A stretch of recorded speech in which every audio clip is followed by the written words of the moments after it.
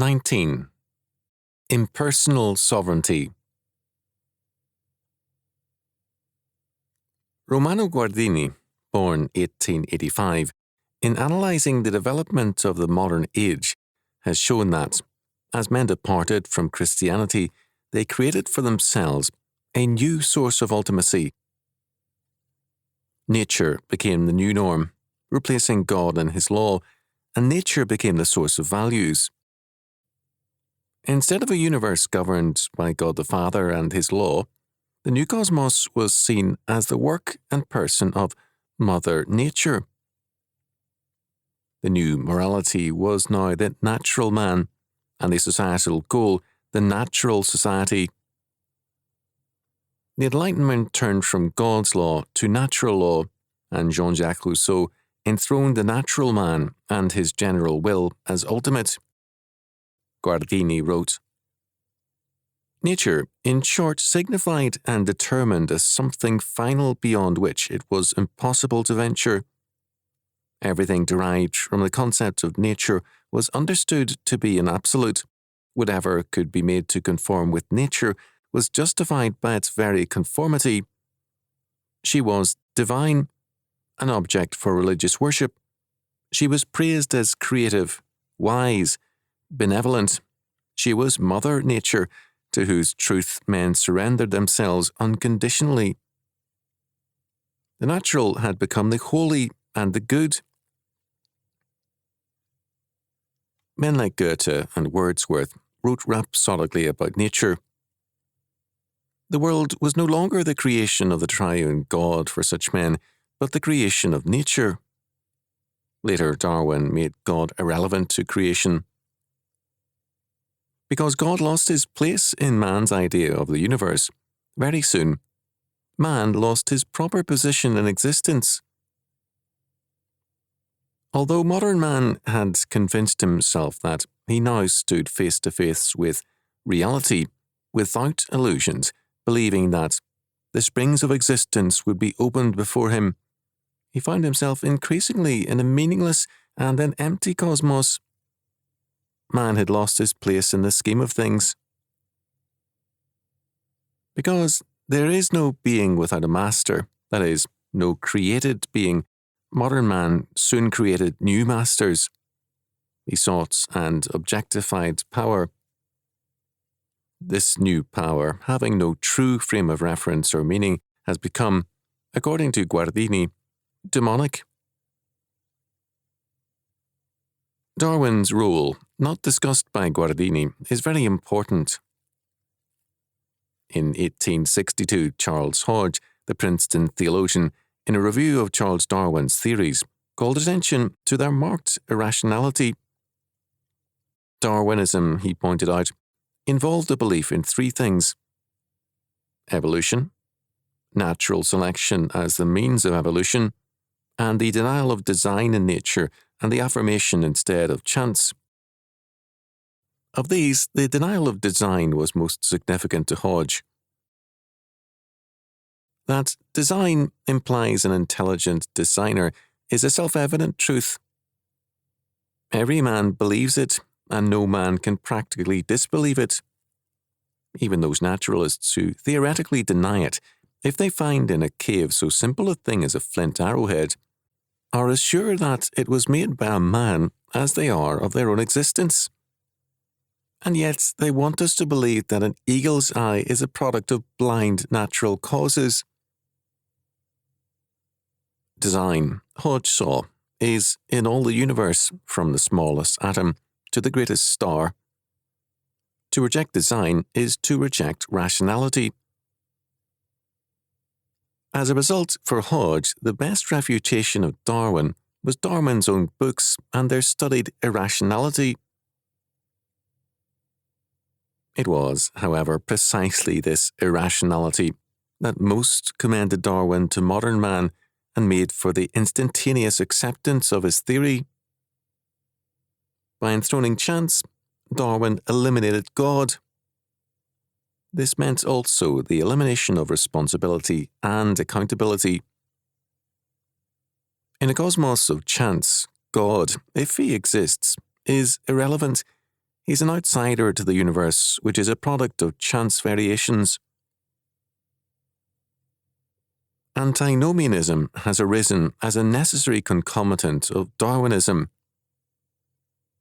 However real God may be, he cannot lay down the law for a universe made by chance. As a result, God's contact with men is a pietistic and mystical one, an occasional penetration into an alien realm by an alien God. Thus, the Death of God school of quote-unquote theology never said that God as such is dead, but only that he is dead in the sense of being irrelevant to our world. At the same time, with the transition from God to Mother Nature to a universe of chance, rationality and personality were denied to men in any integral sense. As long as man was seen as one created in the image of God, he had a remarkable link with ultimate reality and a high place in the scheme of things. He was a person because God is a person. Man has rationality because God, in all his being, is coherent and rational.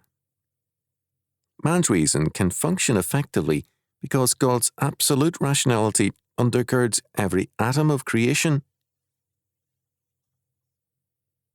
With God replaced by chance, man's rationality is meaningless in the frame of things because it is a product of chance.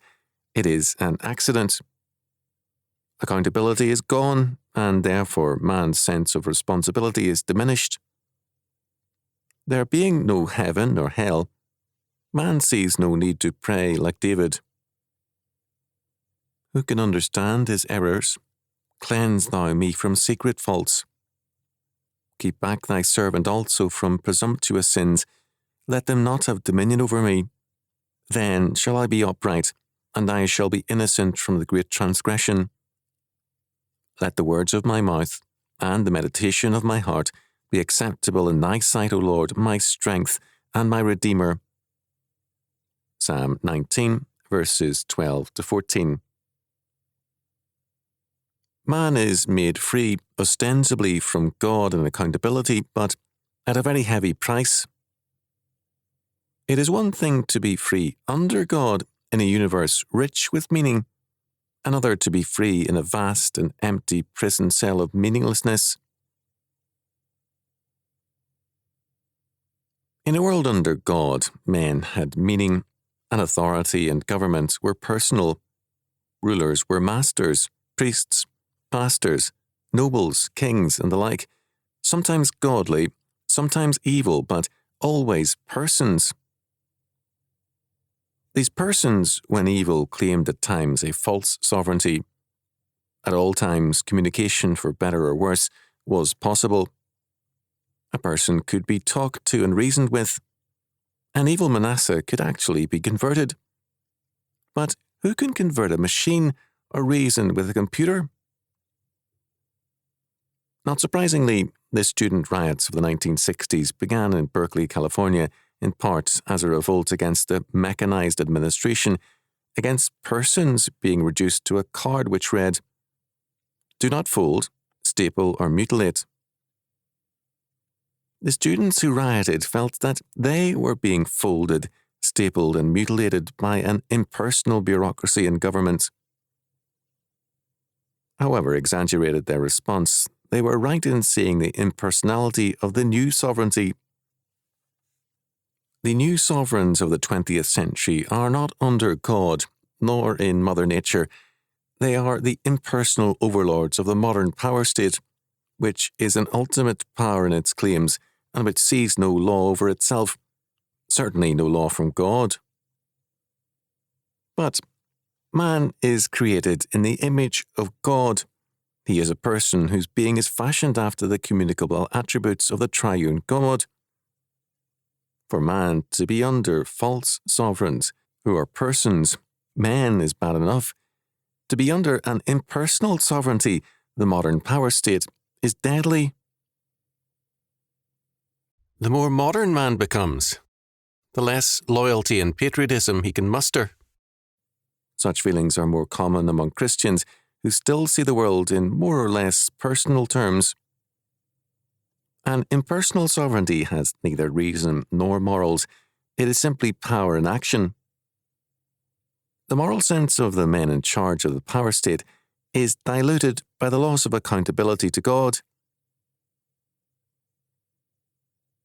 Not surprisingly, George Orwell in 1984 saw the image of this impersonal sovereignty as that of a boot stamping on a human face forever. Fearful as that insane monarch Ivan the Terrible was, the modern impersonal sovereign, the Soviet state, is far more vicious and deadly in its monstrous and impersonal terrorism. The growing horror of a worldwide rise of impersonal sovereignties cannot be avoided except by a return to biblical faith, to the triune God and his law word. Sovereignty is an inescapable concept.